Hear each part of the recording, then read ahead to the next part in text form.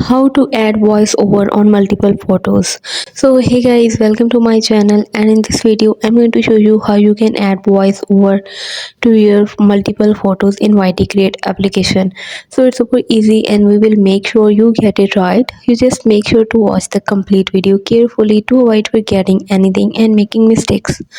So open the YT Create application and you can see I have already added up 3 photos in one of my project. Now if I want to add the voiceover on it, I can scroll down this list and you can see the voiceover option. Now just tap right here on the voiceover, and now you have to give access. Now you can tap on this red circle while to record the audio. So just tap here on this, and now you can see you can record anything in your video.